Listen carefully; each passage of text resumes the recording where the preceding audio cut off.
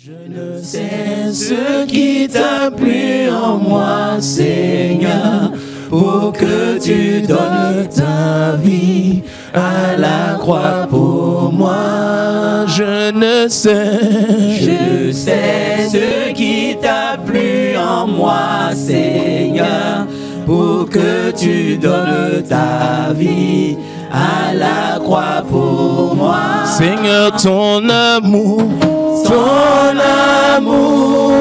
incomparable. Voilà pourquoi je veux te louer, ton amour incomparable. Voilà pourquoi je veux t'adorer. Oh oui, ton amour incomparable. Voilà pourquoi je veux te louer. Ton amour incomparable. Voilà pourquoi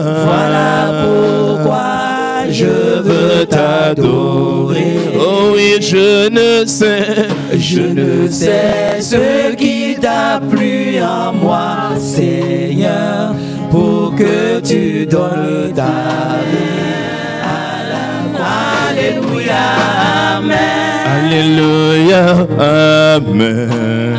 Amen. Alléluia, amen. Amen. Alléluia, amen. Amen. Alléluia, amen. Alléluia, amen. Amen. Alléluia, amen. Amen. Alléluia, amen. Amen.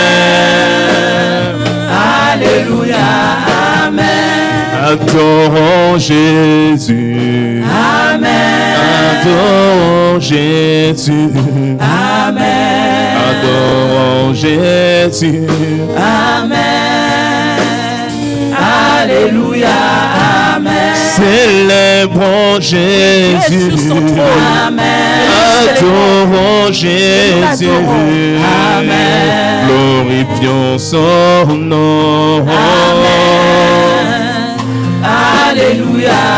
Amen. Élevons Jésus. Amen.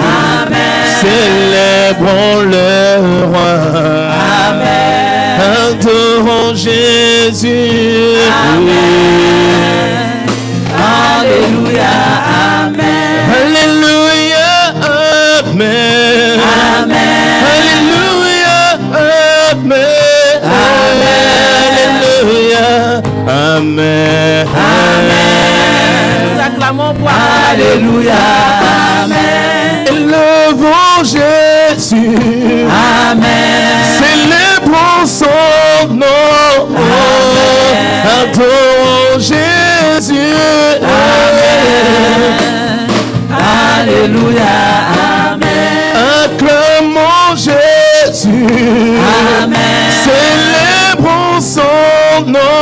Amen. Élevons le roi. Amen.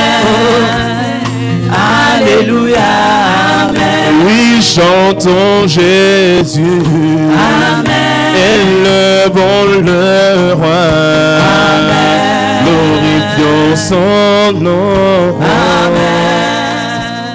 Alléluia. Amen. Il ne change pas car il est Dieu. Il cautionne sa parole. Il ne trahit pas car il est fidèle. Il te répondra, il garde sa parole. Il ne change pas car il est Dieu. Oui.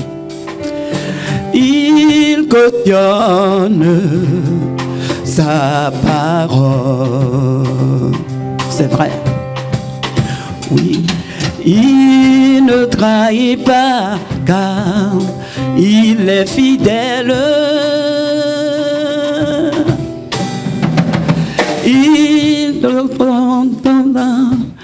Il garde sa parole. Je te dis crois seulement, crois seulement. Je te dis crois seulement, car tout est possible à celui qui croit. Je te dis crois seulement, oui mon frère, crois seulement. Je te dis crois seulement, car tout est possible à celui qui croit. La source de la vie. Père, ce matin, nous sommes venus à tes pieds pour recevoir de toi. Notre prière permet à nos cœurs de retenir ce qui est essentiel dans ta parole. Et éloigne de nous tout ce qui n'a rien à voir qu'avec toi.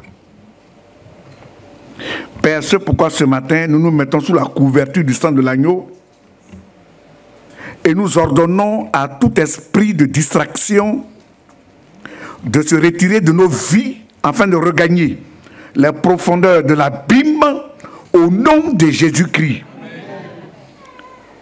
Père, ce matin, nous nous soumettons à toi.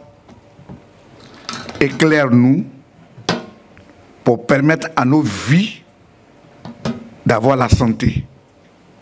Au nom de Jésus-Christ. Amen. Nous pouvons acclamer le Seigneur. Que Dieu nous bénisse. Bonjour à tous. Le dimanche passé, Dieu nous a instruits. D'abord, il nous a d'abord demandé quelle était la place qu'il occupait dans nos cœurs. Et tous, d'une manière unanime, on a dit que nous qui avons pris la résolution de marcher avec le Seigneur, nous, on a cédé dans notre cœur la première place à notre Seigneur. N'est-ce pas? Ok. Ce qui sous-entend que Dieu étant le premier, occupant la première place dans ton cœur,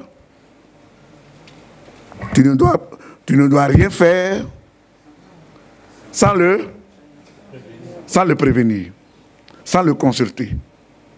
N'est-ce pas?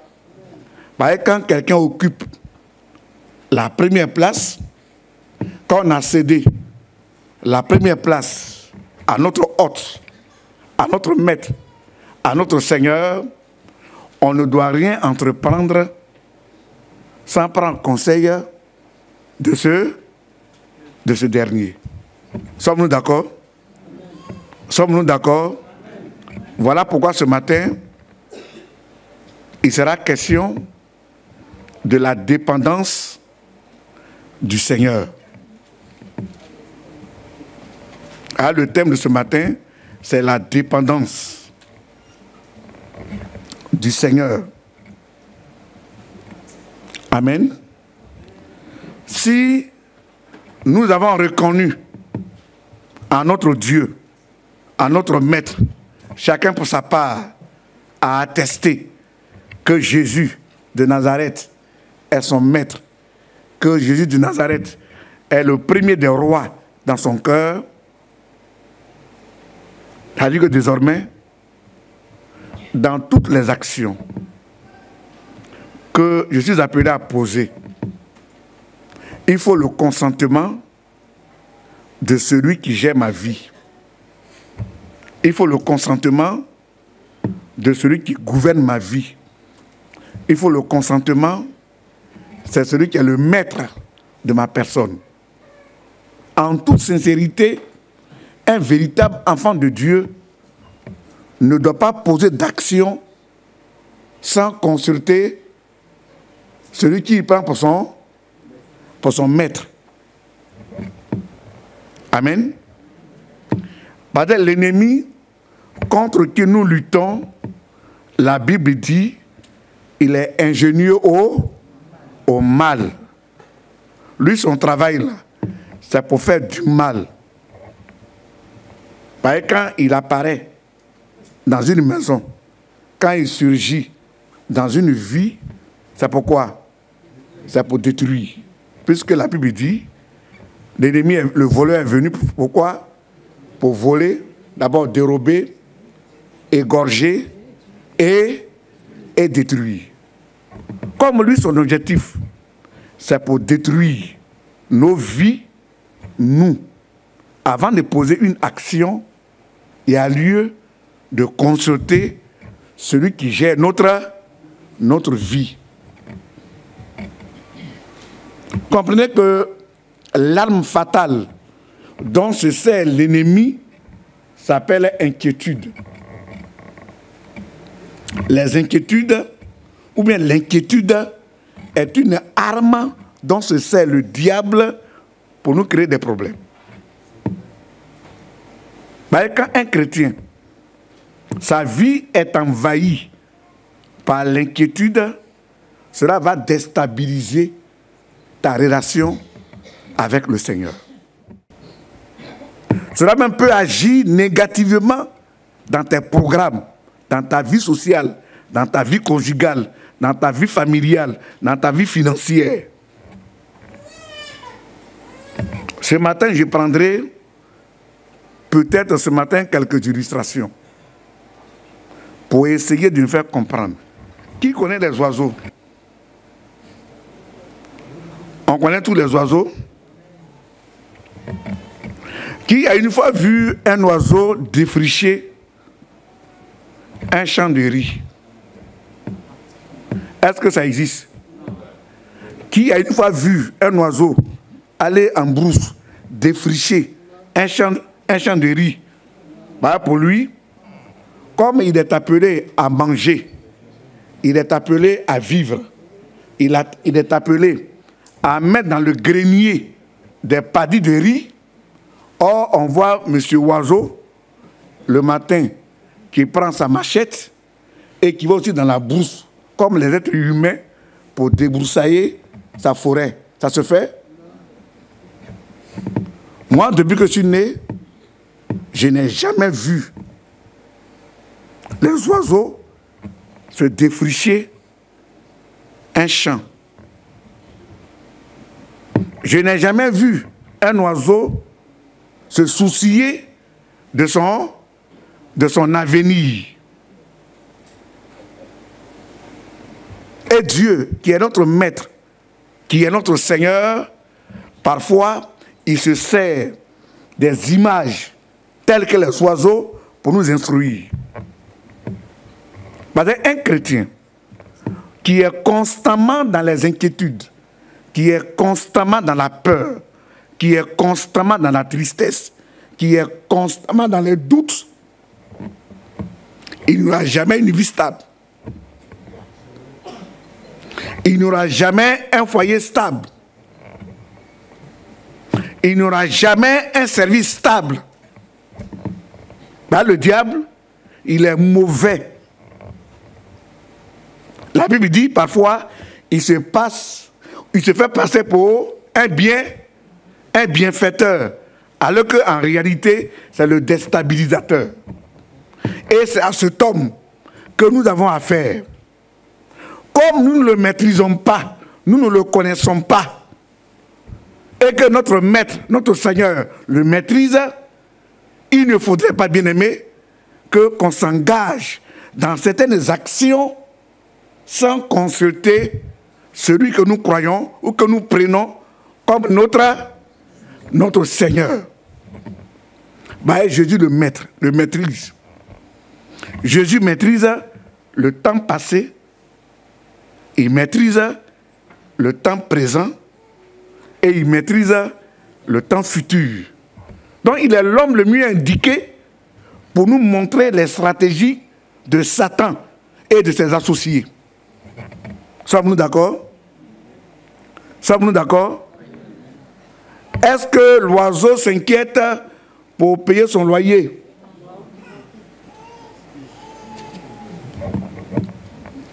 Au moment où tu es en train de bâtir ta maison, l'oiseau est occupé à autre chose.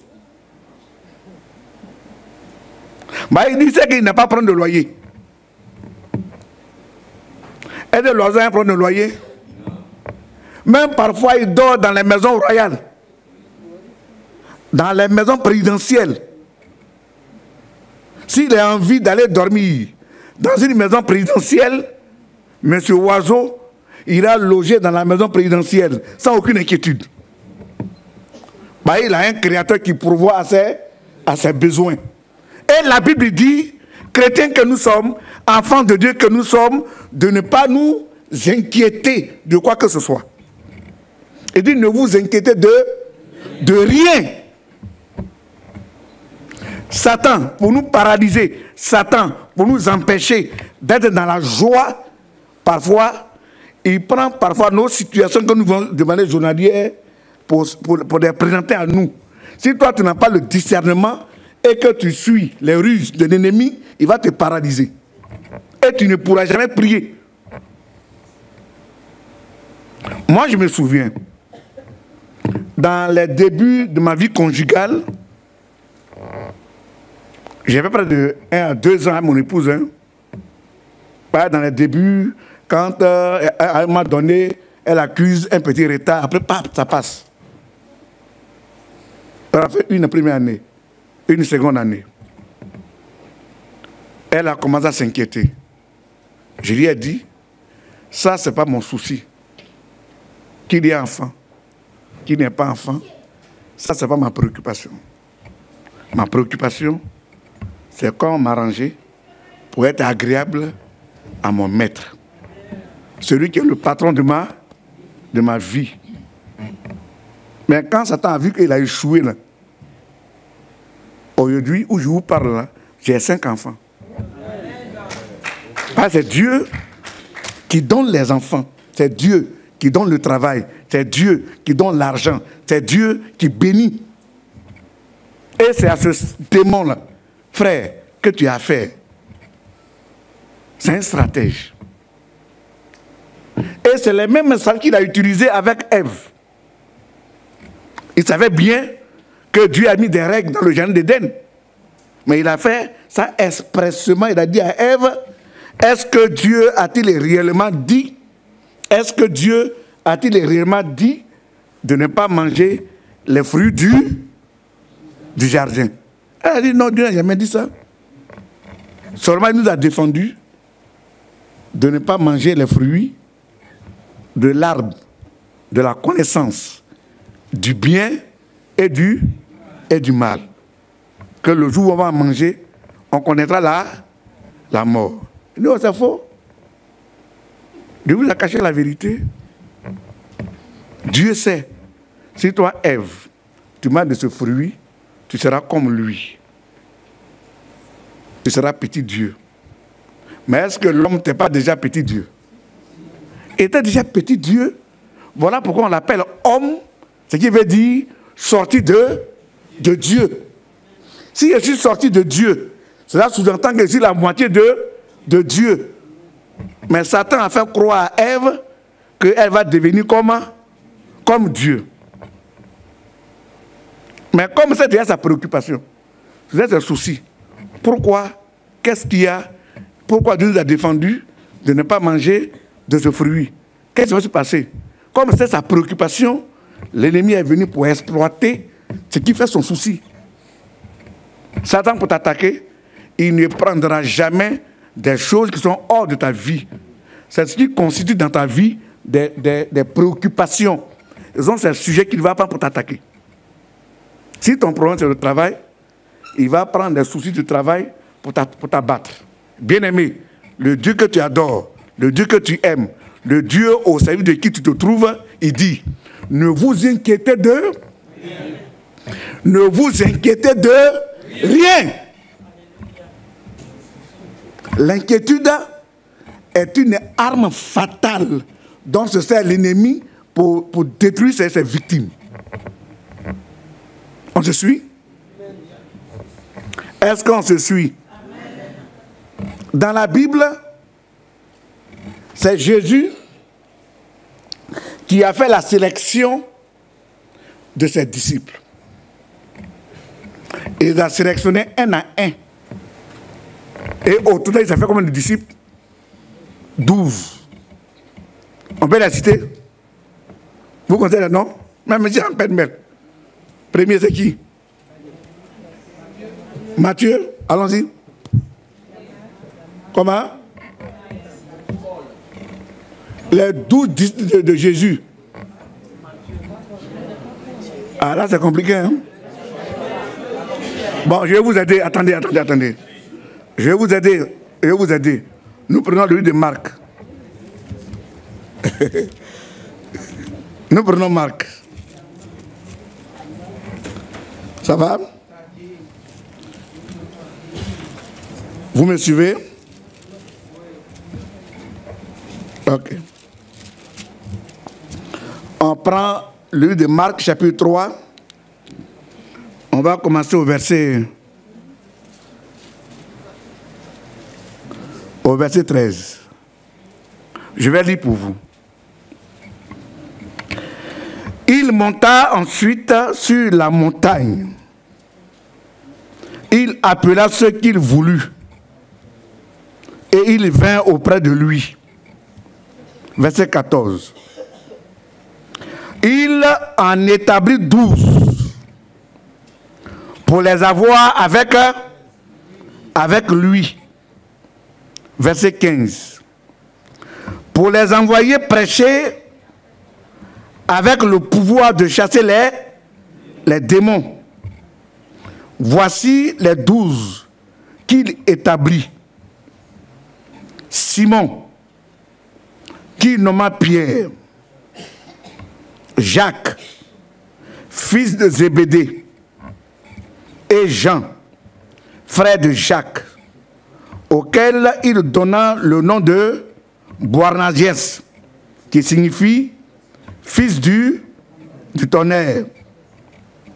André, Philippe, Barthélemy, Matthieu, Thomas, Jacques, fils d'Alphée, Thaddée, Simon le Calonite et Cananite, et Judas Iscario, c'est lui qui le livra, celui qui livra Jésus. Voilà un peu les noms de 12. On se suit? Et ces 12 ont été choisis par qui? Est-ce que vous me suivez? Les 12 ont été choisis par qui? Par Jésus. Et les 12 ont été formés par qui? Il dit il les a choisis pour les envoyer. Et il leur a donné le pouvoir de chasser les démons. Et il leur a donné le pouvoir d'imposer les mains aux malades et les malades seront guéris. Et il leur a donné le pouvoir de faire quoi? De marcher, même de saisir les serpents, tout ça. Donc ils ont été formés par qui? Par Jésus lui-même. Un jour, en discussion avec ses disciples, il a révélé que dans les jours à venir, il va partir, il va mourir. Et même il y a un de ses collaborateurs qui l'a repris. Il dit non, ce que tu dis n'est pas bien. Et lui aussi il a dit que non, ce que je vais faire c'est la volonté du Père. Et il lui a dit quoi? Arrière de moi, Satan.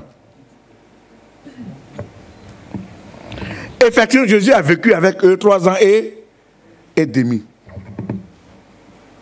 Au bout de 3 ans et demi, ayant accompli sa mission, la Bible dit que les religieux se sont saisis de lui et ils l'ont crucifié. Il est mort. 3 jours après, il est revenu à la vie. Mais ce qui est dangereux, ce qui est déplorable, c'est les personnes qu'il a eu à former. Dès qu'ils ont vu que Jésus est mort et qu'il est revenu à la vie, n'étant plus avec eux la vocation, la vision qu'ils ont reçue de leur maître, ils ont mis cette vision-là au second plan. Quand on prend le cas de Simon-Pierre, et c'est ce Simon qui a dit à Jésus que tu es le fils de Dieu. Et Jésus lui a dit, sur cette déclaration, je bâtirai mon église. N'est-ce pas? Et Jésus est décédé. Et après, il est revenu à la vie. Mais comme Jésus n'était plus avec eux, une nuit, Simon dit à ses compagnons de lutte que je vais à la pêche. Vous pouvez m'excuser, hein? Je vais à la pêche. Bon, les 7 autres ont dit, bon, si c'est ça, nous tous, on fait quoi? On va t'accompagner. Est-ce que cela a été leur mission? Des gens qui ont été formés. Pendant combien d'années? 3 ans et demi. C'est aussi ton cas, hein? C'est pas ça? Ça fait combien d'années que toi, tu te fais former dans la maison du Seigneur? Toi qui me regardes.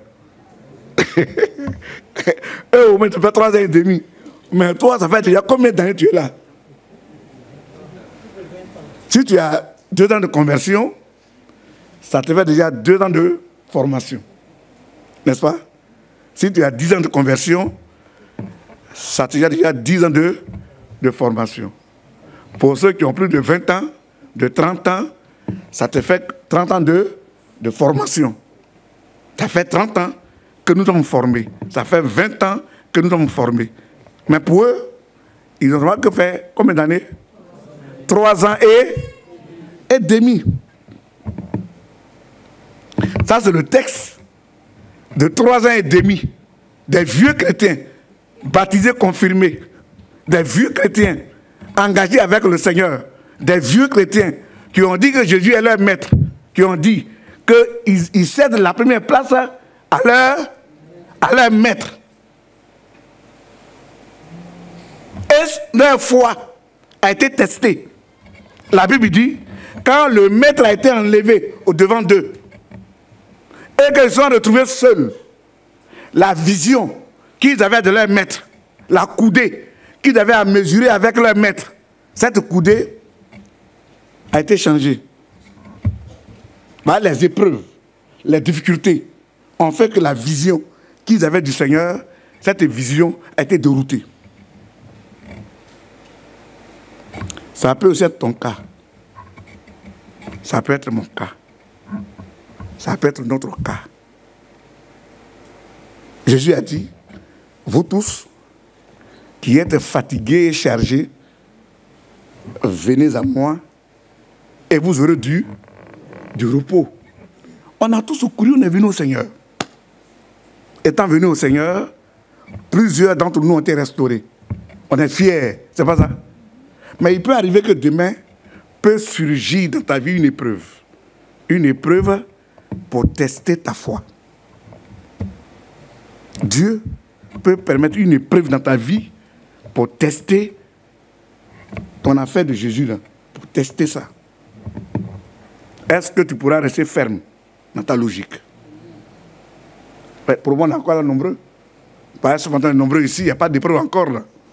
Mais si demain il arrivait qu'au-devant de toi seul, soit il y a une affaire de maladie qui se dresse au-devant de toi, est-ce que la façon dont tu as dit la semaine dernière que tu as cédé la première place à Jésus, est-ce que ton langage restera toujours le même langage? Ou soit l'argent te manque. Tu pries, il n'y a pas l'argent. Tu jeûnes, il n'y a pas l'argent. Tu appelles au secours tes frères et sœurs. Soutenez-moi en prière. Eux aussi prient, ils jeûnent pour toi, il n'y a pas l'argent.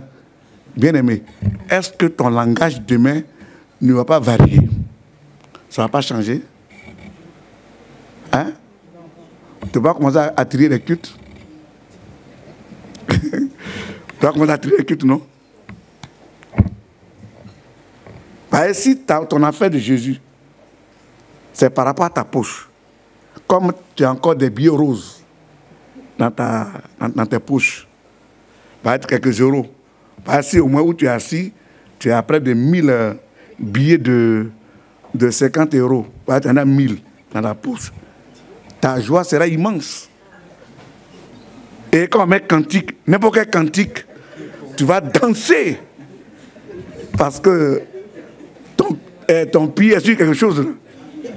Quand on prend 1000 billets de 50 euros, ça fait déjà combien?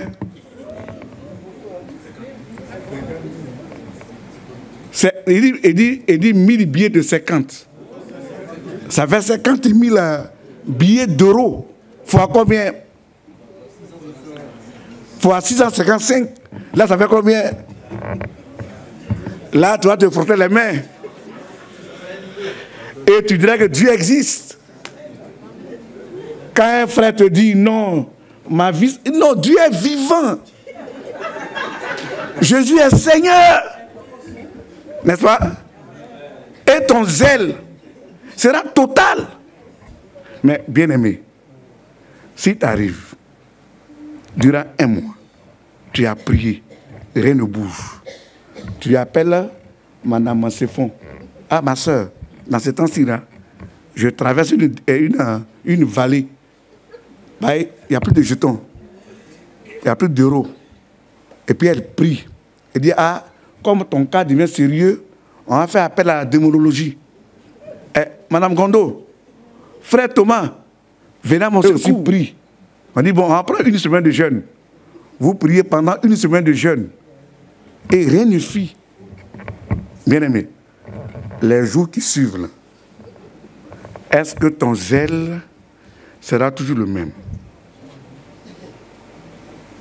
Est-ce que ton affaire de Jésus, là, tu pourras-tu dire à tes frères, à tes sœurs, que Jésus occupe la première place dans ton... Ça peut aller? Ça, je parle de doute fort. Hein? Simon-Pierre, le grand Simon-Pierre, est aussi passé par là. Il a vu à Jésus pour dire que moi, même si toute l'église rétrograde, même si tout le monde te réunit, moi, Pierre, mon affaire de Jésus, là, c'est clair. N'est-ce pas? Et Jésus lui a dit, Simon, ce matin, avant que le coq ne chante, toi, Pierre, toi, Simon, tu vas déjà me renier 3 fois. Et il dit à Jésus, tu m'as bien regardé. Est-ce que tu sais au moins à qui tu parles? Moi, je m'appelle Simon. Simon, je me suis engagé à te suivre corps, âme et esprit. Pas question de te renier. Mais quand les gens ont pris Jésus, une petite fille portière vient demander à Simon, on dirait que tu es aussi de leur groupe, non? Il dit, hey, petite fille, arrête ça. Arrête ça. Bon, combien de petites filles aussi, elle s'est tue? Il a ouvert grandement ses yeux pour la regarder. Méfie-toi. Elle s'est tue. Et il est allé auprès du feu avec les autres. Il y a un monsieur qui dit, la façon dont on te voit, on dirait que tu es de leur bord. Et non. C'est pas moi, tu t'es trompé. Et la troisième personne lui dit, mon frère, c'est vrai que tu te chauffes à un autre feu, mais tu es du nombre des cieux. Et il dit au monsieur, je ne sais pas de quoi tu parles. Et il est devenu bobo en même temps. Il dit, je ne sais pas de quoi tu parles. Lui là, je ne l'ai jamais connu. Et Jésus tourne doucement ses regards vers lui et les deux yeux se croisent.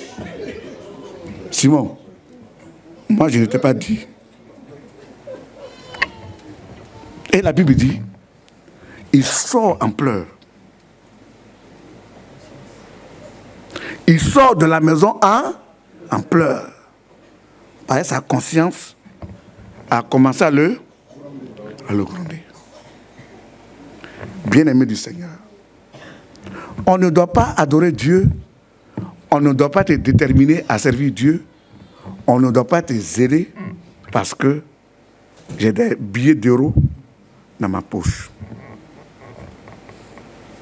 Si ton affaire de Jésus a profondément l'argent, le jour où les épreuves vont surgir, bien-aimé, tu vas régner le Seigneur.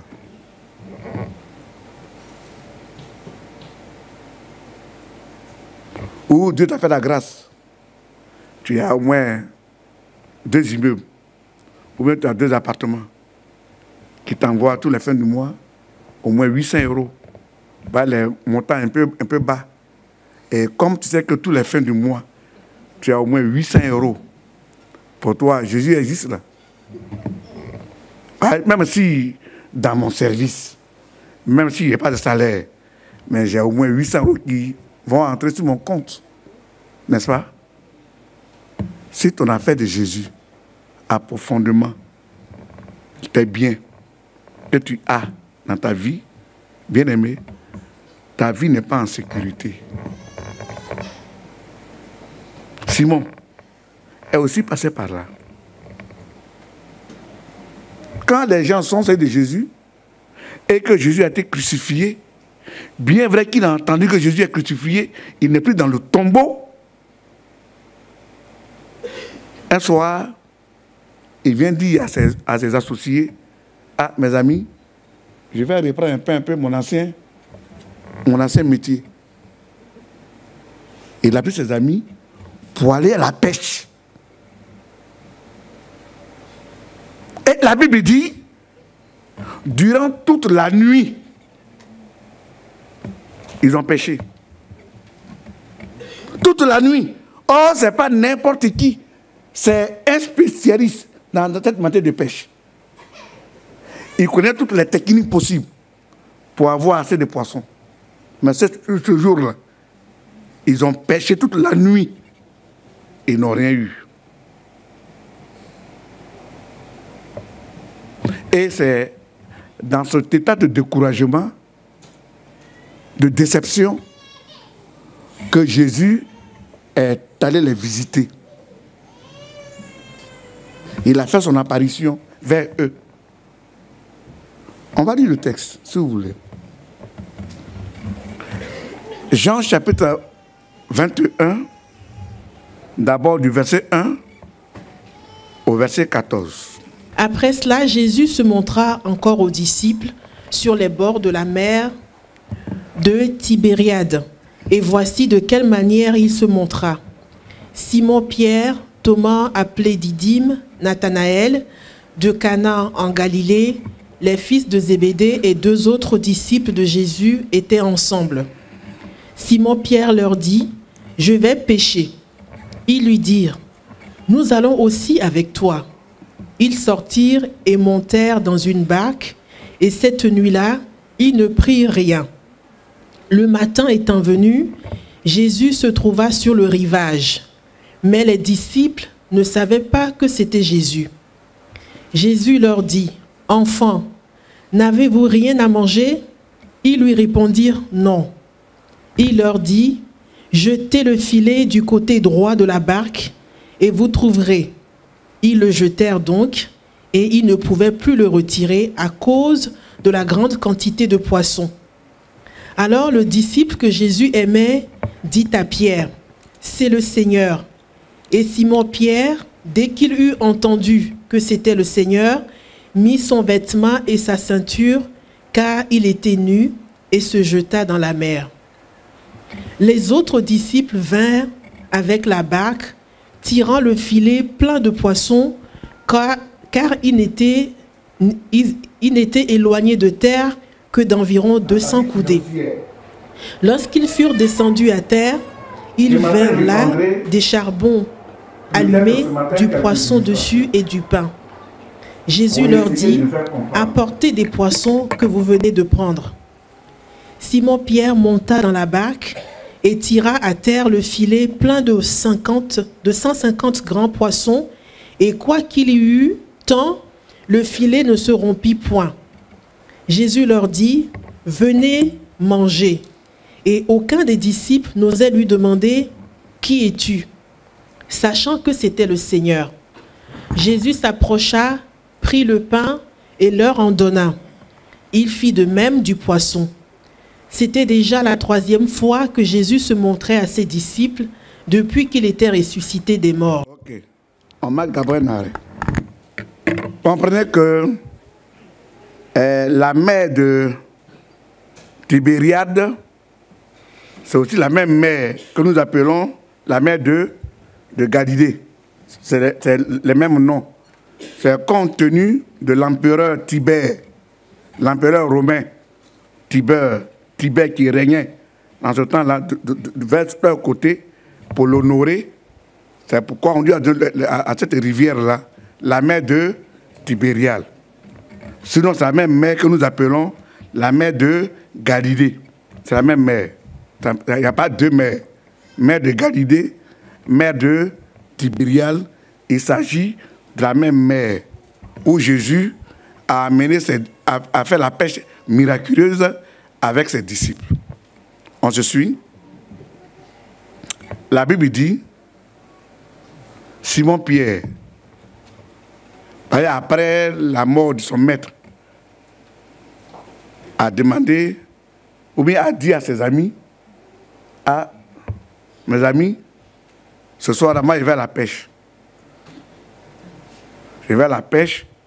Comme moi, je suis un ancien pêcheur, l'homme qui nous a envoyés, qui nous a formés, qui a dit de nous, venez à moi et je ferai de vous des pêcheurs d'hommes.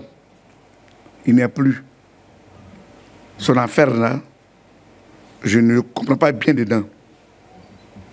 Alors, permettez-moi, moi je vais à la pêche et je reviens après. Et ses amis aussi qui étaient ses compagnons ont dit, nous aussi on t'accompagne aussi pour aussi pêcher avec toi. Et ils sont allés la nuit pour pêcher, eux tous. Et ils ont pêché toute la nuit. Et la Bible dit qu'ils n'ont rien eu.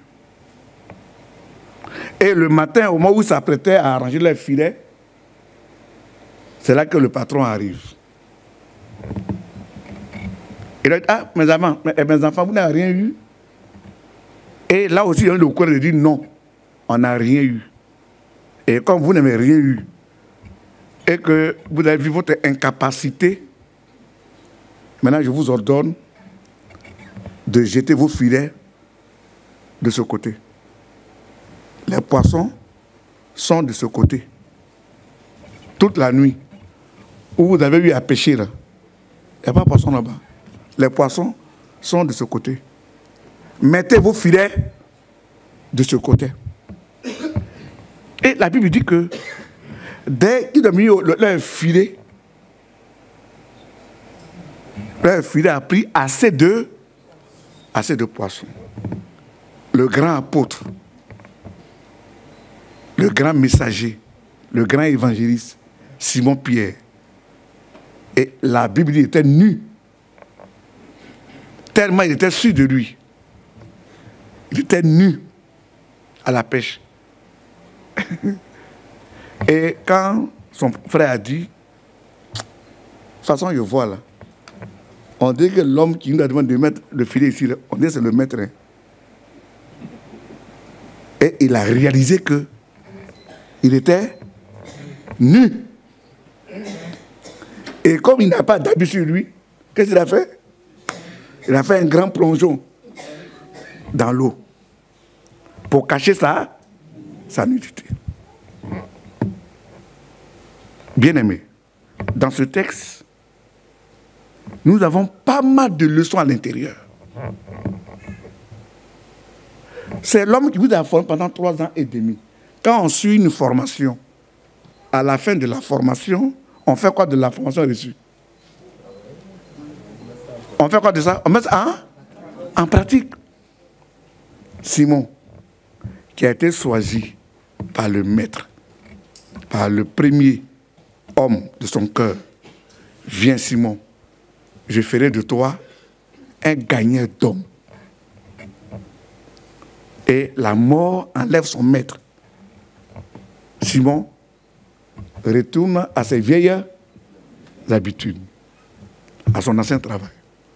Et il laisse le travail pour lequel il a été formé. C'est pas ça?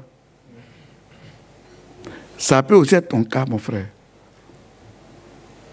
Ça peut être mon cas. Ça peut être notre cas. Si nous manquons de vigilance, si nous manquons de discernement, nous risquons d'avoir des problèmes avec le Seigneur. Même nous risquons de l'abandonner, de le renier. Simon a été formé comme évangéliste, comme gagneur d'âme. Et même si les gens ont enlevé ton maître, même si la mort a frappé ton maître, est-ce qu'il appartient à Simon de renoncer à sa vocation? Hein? Non! Il n'a pas fait 1 mois, ni 2 mois, ni 1 an, ni 2 ans, pour dire que l'homme là, il est trop attendu. Son affaire, ce n'est pas clair. Mais en quelques heures, ah bon, merci mon frère, 2 jours, il retourne à son ancien métier. Toi, chrétien, ça fait déjà combien d'années tu es formé? Ça, c'est une question qui est posée avec un gros point d'interrogation. Parce qu'on t'a donné des aptitudes, on t'a donné une qualification.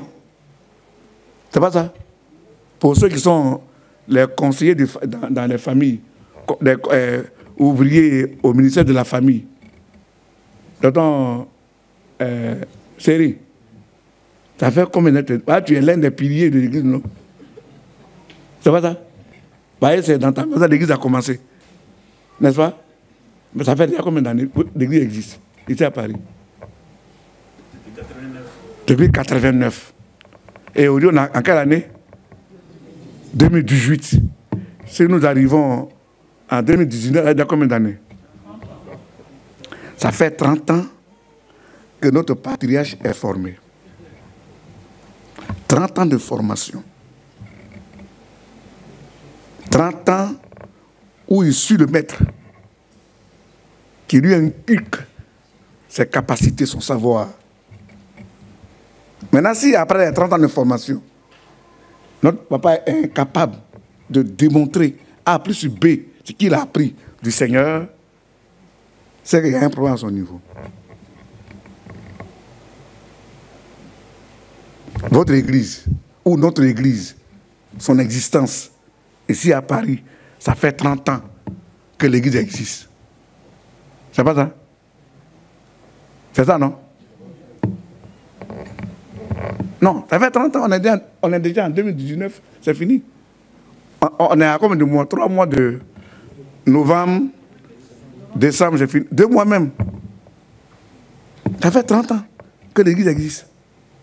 Mais est-ce que notre façon de vivre, notre façon de faire, notre façon de marcher, notre façon d'agir, notre façon de parler, notre façon de nous comporter dans la maison de Dieu, quand on regarde aux années de la formation, est-ce que ça colle?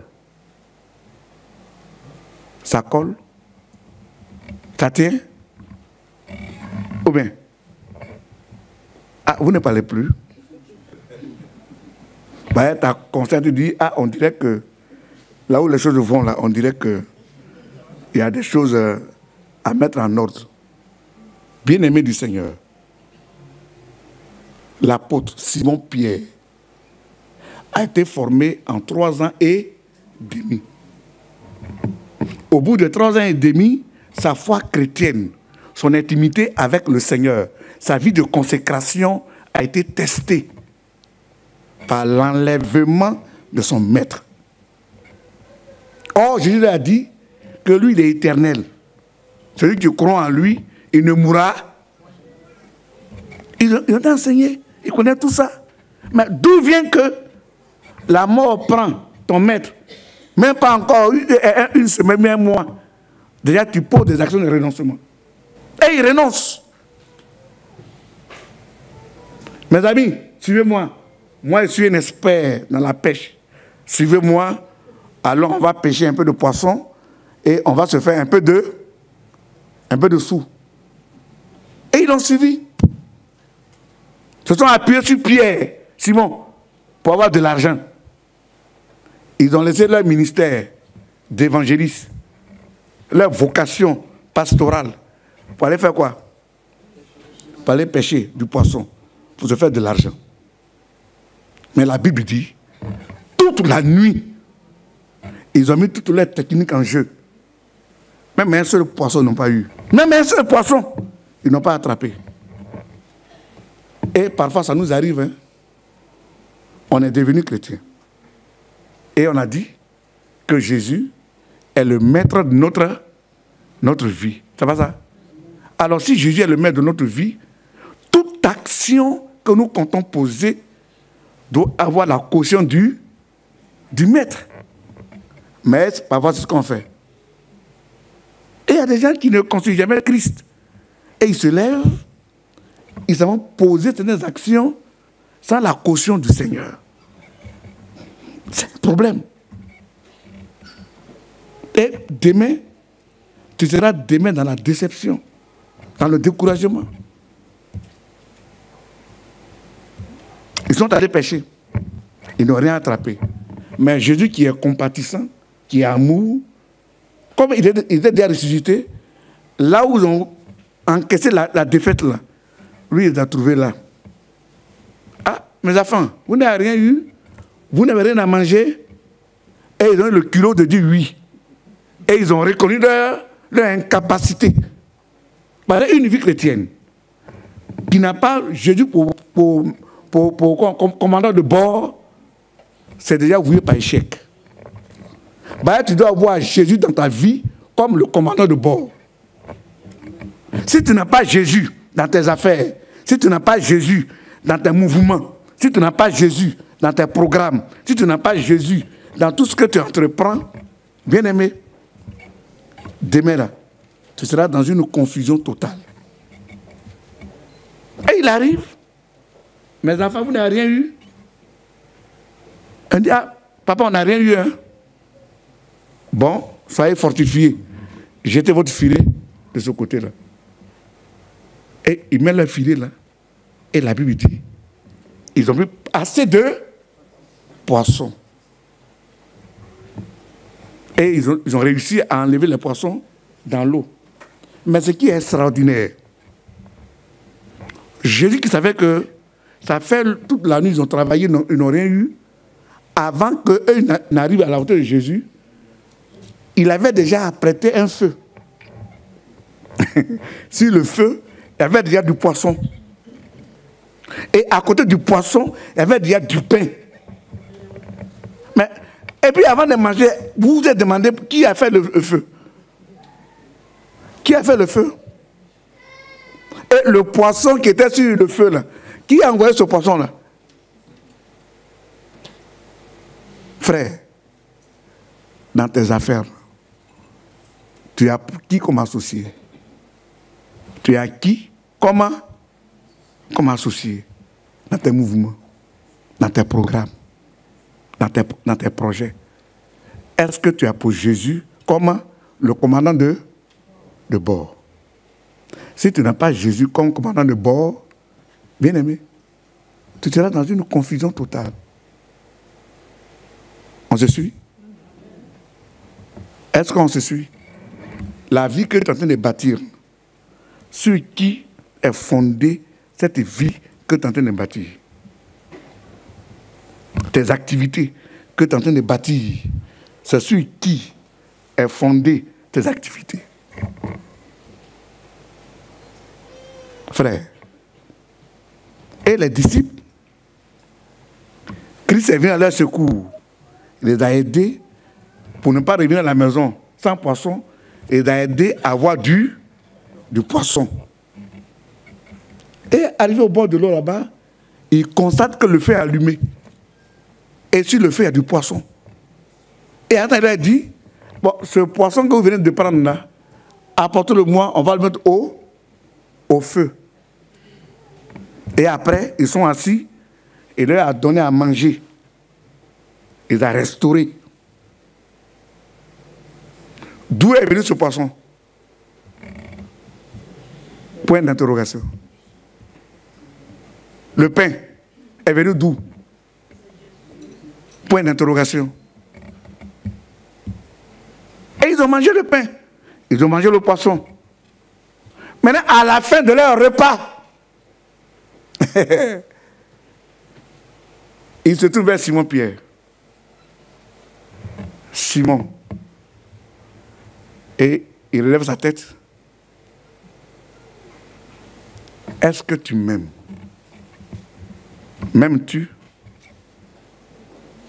Ton affaire de Jésus, là, est-ce que c'est vrai? Et Simon a dit quoi? Seigneur, toi-même tu sais que je t'aime. Si tu m'aimes, il faut paître, mais le travail pour lequel tu es formé, là, il faut t'occuper de ça. Première question. Deuxième question. Simon, fils de Jonas, m'aimes-tu plus que ceux qui sont assis là? La Bible dit, Seigneur, tu sais que je t'aime.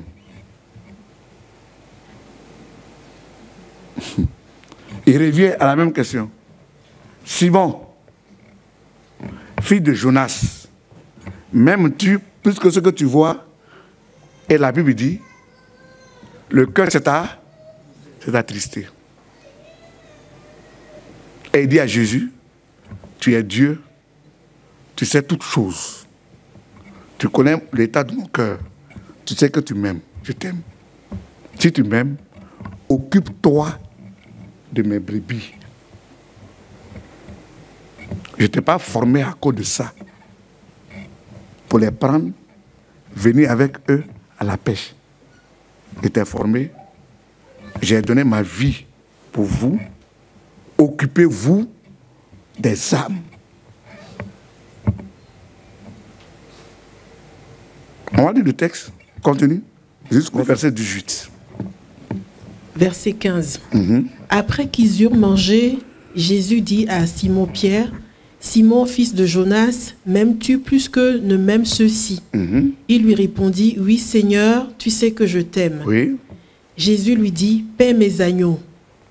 Il lui dit une seconde fois, Simon, fils de Jonas, m'aimes-tu? Pierre lui répondit, oui Seigneur, tu sais que je t'aime. Jésus lui dit, paie mes brebis. Il lui dit pour la troisième fois, Simon, fils de Jonas, m'aimes-tu? Pierre fut attristé de ce qu'il lui avait dit pour la troisième fois, m'aimes-tu? Et il lui répondit, Seigneur, tu sais toutes choses, tu sais que je t'aime. Jésus lui dit, paie mes brebis. En vérité, je te le dis, quand tu étais plus jeune, tu te saignais toi-même et tu allais où tu voulais. Mais quand tu seras vieux, tu étendras tes mains et un autre te ceindra et te mènera où tu ne voudras aller. Ok, c'est bon. Ce matin, bien aimé, à l'emplacement de Simon Pierre, mets ton nom. Comme si on te disait, Solange. Manamandongue, m'aimes-tu? Toi aussi, mets ton nom à l'emplacement de Simon-Pierre. Ça fait aujourd'hui combien d'années, ça fait combien de mois, ça fait combien de jours, ça fait combien de semaines que nous sommes formés dans la maison du Seigneur. Par chaque prédication que tu reçois, chaque encouragement que tu reçois, chaque message que tu reçois est une formation pour toi. Lorsqu'on reçoit une formation, la formation qu'on reçoit, on la met quoi? On la met en pratique. Ça fait déjà combien d'années tu es formé? Ça fait déjà combien d'années Dieu prend son temps pour te corriger? Il prend son temps pour te tailler. Il prend son temps pour t'orienter. Il prend son temps pour te dire de venir être pêcheur d'âme. Et ce matin, il nous pose 3 questions. Soit Paul, soit Christiane, soit Solange, soit Gilbert, soit Martine. Est-ce que tu m'aimes? Comme on l'a dit la semaine dernière, Dieu nous a demandé quelle place qu'il occupe dans notre vie. Et on s'est empressé pour dire, moi, dans mon cœur, j'ai cédé la première place à mon Seigneur. Et il vous a dit, quand on fait un peu le tour de toutes les églises dans le monde, au moins 98% diront la même chose. Il n'y a pas un qui dira que Jésus occupe la 5e place. Nous tous, on va dire que Jésus occupe la première place. C'est bien beau. C'est bien beau. Parce qu'on s'est décidé à marcher avec le Seigneur. On s'est décidé à lui dédier nos cœurs.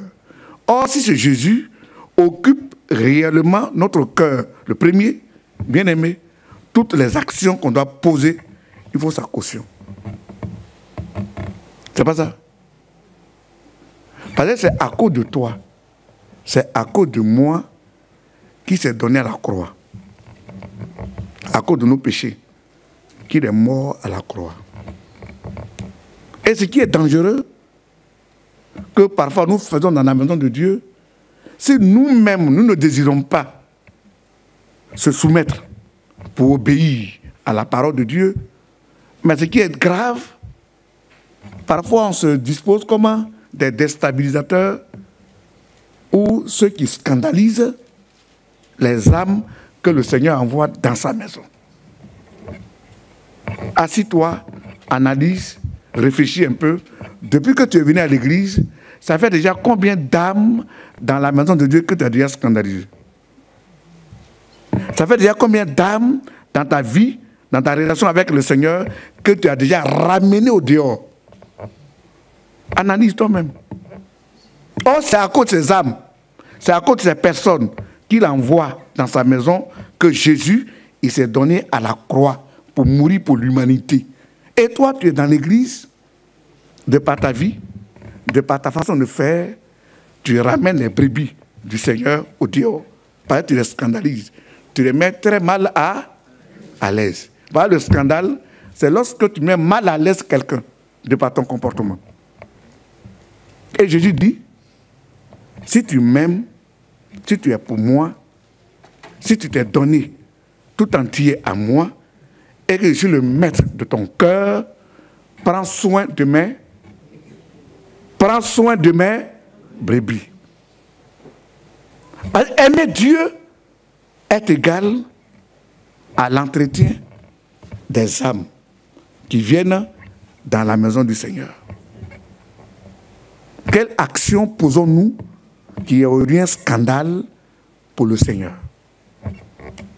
Simon-Pierre, qui a été formé comme un encadreur, comme un ancien dans l'église, comme un pilier. Même Christ a dit, sur ta déclaration, sur ce que tu viens de dire, c'est sur ça que je vais m'appuyer pour bâtir mon église. Aujourd'hui, tu es un ancien. au sein de l'Église. C'est pas ça? C'est ça, non? Mais est-ce qu'aujourd'hui, ton comportement n'est pas un scandale pour le peuple de Dieu? Est-ce qu'aujourd'hui, par ton comportement, tu ne ramènes pas plusieurs au dehors? Et c'était le cas de Pierre. Des gens que tu n'as pas formés, des gens que tu n'as pas choisis, des gens que tu n'as pas aidés. Moi, j'ai donné ma vie pour les aider. Pour le fait que vous avez un temps peu, un temps soit peu, je vous ai laissé, même pas une semaine, seulement 2 jours. Toi, déjà, tu les prends, tu les détournes de ma vision. Or, moi, je les ai pas rassemblés pour aller pêcher, pour aller gagner du poisson. Je les ai formés pour être des encadreurs. Je les ai formés pour être des évangélistes. Je les ai formés pour être des démologues, pour prier pour les gens. Je les ai formés pour les amener à s'occuper de la vie des gens. Et toi, tu les détournes. La nuit, tu les prends, tu les envoies pour aller faire autre chose que moi, ma vision. C'est pas aussi ton cas, bien-aimé du Seigneur. C'est vrai que toi, tu t'en fous de ta vie. Tu t'en fous de la stabilité de ta vie. Si toi, tu t'en fous de ta vie, mais laisse au moins les autres s'épanouir dans la maison du Seigneur. C'est pas ça? Si toi, tu ne veux pas te mettre en règle, si toi, tu ne veux pas obéir à la parole de Dieu, si toi, tu ne veux pas être un élément utile dans la maison du Seigneur, il faut laisser en paix le peuple que le Seigneur a attiré dans sa maison. Et tu les prends, tu dois te balader avec eux sur les eaux, toute une nuit entière. Il dit, ah, moi je suis un spécialiste, moi je suis un pêcheur. Quand moi j'ai les techniques de pêche, suivez-moi, je vais vous montrer comment on pêche. Et il va toute la nuit, il pêche, 0 à la base. Et Jésus vient et dit, Simon, mettez votre filet ici. Ils mettent leur filet et tout du poisson. Ça pour dire que si moi, Jésus, je ne suis pas dans ta vie, si moi, Jésus, je ne suis pas le facilitateur de ton programme, le facilitateur de tes activités, tout ce que tu vas faire, c'est 0 à la base. Si Christ n'est pas dans ta vie, s'il n'est pas le maître de ton bateau, toute la pêche que tu feras la nuit, bien aimé, tu n'auras rien. On se suit? Et c'est de toi ce matin que Christ dit, Simon, Simon, fils de Jonas, m'aimes-tu? Et il dit, Seigneur, toi-même tu sais que je t'aime. Si tu m'aimes, occupe-toi de mes brebis. Si tu m'aimes, prends soin de mes brebis. Première question. Simon, tu m'entends bien? Simon, fils de Jonas, m'aimes-tu sincèrement? Oui, maître. Toi-même, tu sais que je t'aime. Si tu m'aimes, prends soin de mes brebis. Je suis mort à cause d'eux. J'ai donné ma vie à cause d'eux. J'ai versé mon sang à cause d'eux. Troisième question. Simon, fille de Jonas, tu es convaincu que tu m'aimes? Vrai, vrai, de toi à moi. Tu es convaincu que tu m'aimes? Si tu m'aimes, prends soin de mes brebis. Bien-aimé, Dieu, il t'a fait appel pour s'occuper de ses intérêts. Il t'a choisi, il t'a formé pour prendre soin de ses intérêts. Si maintenant tu es venu et que tu n'es pas prêt à te conformer selon la parole de Dieu, il ne faut pas prendre les autres là pour les détruire. Eux, ils coûtent cher au Seigneur. Ce n'est pas à cause de toi, il les a rassemblés, mais c'est pour son œuvre, c'est pour sa gloire. Il ne faut pas les entraîner dans tes comportements de balade, de promenade. Laisse-les en paix. Occupe-toi de tes oignons. Mais ceux-là, je suis mort pour eux à la croix. Pas question de les entraîner dans tes programmes. Bien-aimés du Seigneur, étant dans la maison de Dieu, peut-être 1 an, 2 ans, 3 ans, 4 ans, 10 ans, les plus anciens, comme notre papa Émile, qui a déjà 30 ans, qui équivaut à l'âge de l'Église, est-ce que aujourd'hui nous ne sommes pas en scandale au peuple de l'Éternel?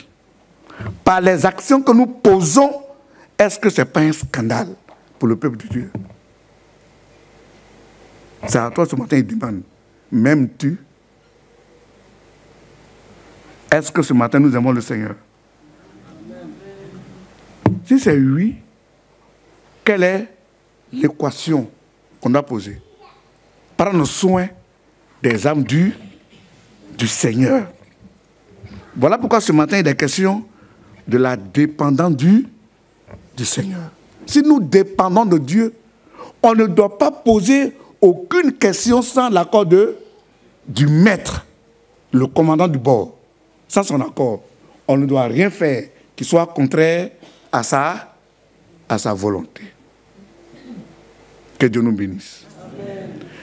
Souviens-toi de moi, Seigneur, souviens-toi de moi. Souviens-toi de moi, Seigneur, souviens-toi de moi. Sans toi, je ne suis rien. Sans toi, ma vie n'est rien. Sans toi, je ne suis rien. Seigneur, souviens-toi de moi. Souviens-toi, souviens-toi de moi. Seigneur, souviens-toi de moi. Souviens-toi, souviens-toi de moi. Seigneur, souviens-toi de moi. Sans toi, je ne suis rien. Sans toi, ma vie n'est rien. Sans toi, je ne suis rien. Oh, souviens-toi de moi. Oh, souviens-toi. Souviens-toi de moi. Jésus, souviens-toi de moi. Oui, souviens-toi. Souviens-toi de moi. Seigneur, souviens-toi de moi. Sans toi, je ne suis rien. Sans toi, ma vie n'est rien. Sans toi, je ne suis rien. Oh, souviens-toi.